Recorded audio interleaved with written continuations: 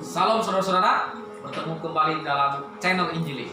Pada hari ini kita akan mendengarkan pemaparan dari saudari Seprin, mahasiswi STT HAMI tentang Sabat, yaitu Keluaran pasal 35 ayat 1 sampai 25 ya. Kami persilakan. Baik, terima kasih kesempatannya. Dan di kesempatan yang berbahagia ini, saya akan memaparkan tafsiran saya dari Keluaran pasal 35 ayat 1 sampai 35. Nah, langsung saja masuk ke latar belakang.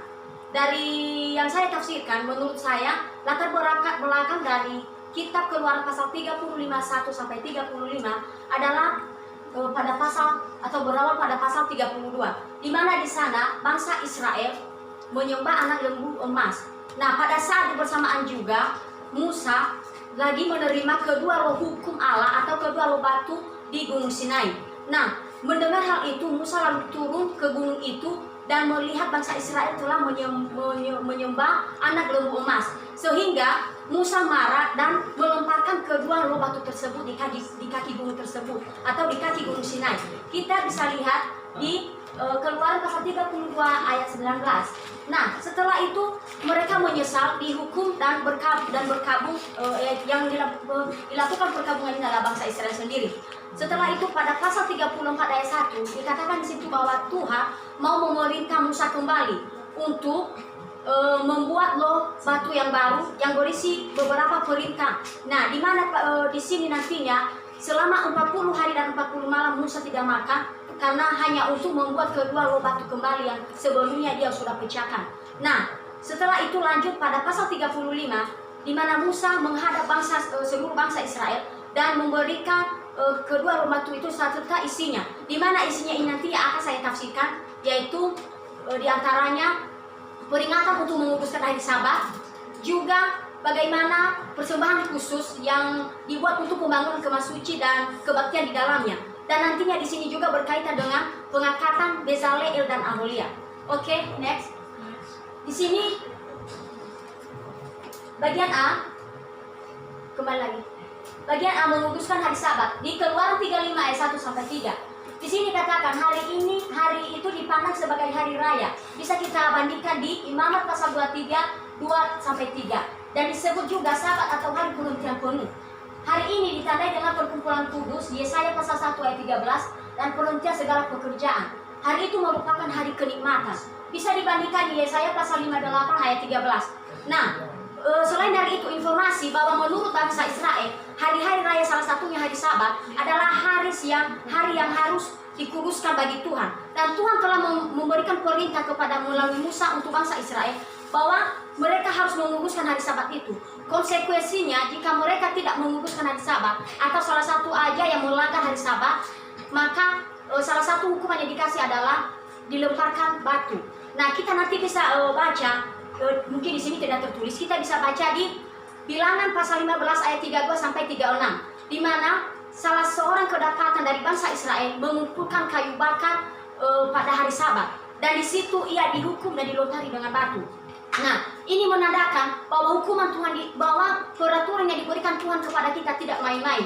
Dan jangan kita menganggap sepele, karena Tuhan akan melaksanakan sesuai dengan apa yang telah diberikannya. Baik, lanjut. Di sini juga persembahan khusus, kita bisa lihat di Keluaran pasal 35 4 sampai 29. Nah, bagian A persembahan khusus. Di sini katakan mengenai persembahan khusus yang terdiri dari bermacam-macam logam, kain serta barang lain. Nah, sedikit saya jelaskan dari bermacam-macam logam, kain serta barang lain. Bermacam-macam logam di sini salah satunya adalah tembaga. Jadi, untuk persembahan khusus ini sebenarnya dibuat untuk mendirikan kemah suci. Jadi, untuk mendirikan kemah suci terutama mezbah harus dilapisi dengan tembaga. Mungkin kita bertanya, mengapa tembaga, tapi kan selain dari tembaga ada juga kuningan. Tetapi alasannya tembaga itu kuat. Jadi, untuk melapisi mezbah pembakaran harus yang kuat seperti tembaga. Kalau menggunakan kuningan sudah pasti melebur. Nah, setelah itu ada yang dari kain. Kain di sini harus 3 warna, yaitu kain ungu muda, kain ungu tua, dan kirmizi, di mana terbuat dari bahan benang halus dan harus dengan warna-warna yang ketiga yang saya sebutkan tadi, dan juga barang-barang yang lainnya. Jadi Musa dengan perintah dari Tuhan, ia harus menyuruh semua orang Israel apapun barang-barang yang mereka miliki, mereka persembahkan untuk pembuatan kemah suci. Jadi sekarang kita bertanya tentang kemah suci. Di sini kemah suci yang berarti tempat kudus dapat dibawa, dan itulah tempat tinggal Allah di tengah-tengah orang Israel di padang gurun.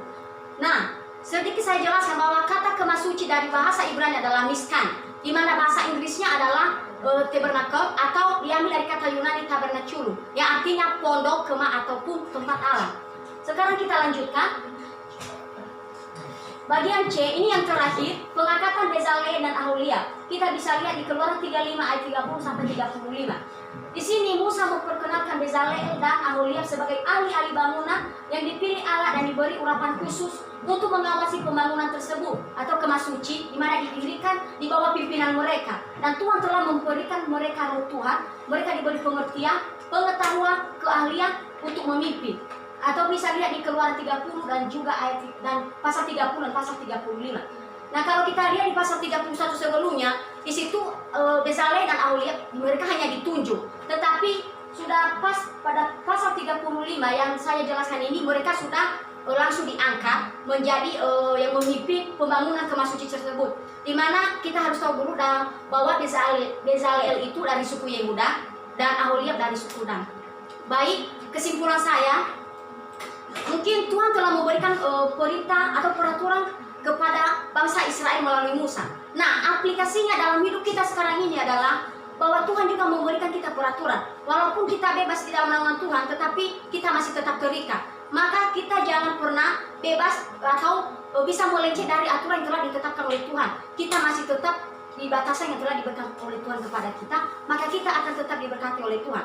Dan yang paling jelas di sini adalah pengangkatan Bezalel dan Aholiab menerangkan kepada kita bahwa Tuhan akan memakai siapa saja yang sudah Ia berikan karunia, jika itu yang Tuhan mau. Nah, sekian saja pemaparan dari tafsiran saya Keluaran pasal 35 1 sampai 35. Terima kasih. Ya, terima kasih saudara-saudara. Ya, jadi menarik bahwa hari Sabat itu merupakan hari perhentian Tuhan dalam Kejadian 2 ayat 2. Ya, pada hari ke-7 ya, semuanya itu sudah selesai. Artinya sebenarnya 1, 2, 3 hari sampai hari ke-6 pekerjaan penciptaan selesai. Pada hari ke-7 Kejadian pasal 2 ayat 2 katakan Tuhan melihat dan Tuhan sungguh-sungguh menikmati apa yang sudah dikerjakan. Dan demikian juga maka bangsa Israel pada hari yang ke-7 harus beristirahat dan menguduskannya. Artinya apa? Prinsip dari karya Tuhan dalam penciptaan ya, itu diterapkan pada kehidupan kita manusia. Prinsip Allah menciptakan dan kemudian pada bangsa Israel juga harus mengikuti prinsip apa yang dilakukan oleh Allah. Ternyata korelasinya adalah sangat erat. Hubungan antara Allah dan manusia, dan itu merupakan suatu keharusan. Kira-kira kalau saya baca ini apa sih konsekuensinya tadi ya kalau tidak mengikuti hari Sabat? Nah, kalau di bangsa Israel itu konsekuensinya itu salah satunya dia harus menerima konsekuensi atau dihukum mati. Dihukum mati. Dilempari dengan batu. Ya, ya. Artinya apa? Bahwa benar-benar ya peraturan itu harus benar-benar ditaati dan harus dikuduskan. Artinya waktu hari Sabat itu maka seluruh bangsa Israel harus ya mensyukuri ya apa yang Tuhan kerjakan dalam kehidupan mereka Senin sampai Jumat kalau konteks kita sekarang ya. Tapi konteks Yahudi pada waktu itu Sabat itu pada hari jatuhannya hari Sabtu. Ya, puji Tuhan.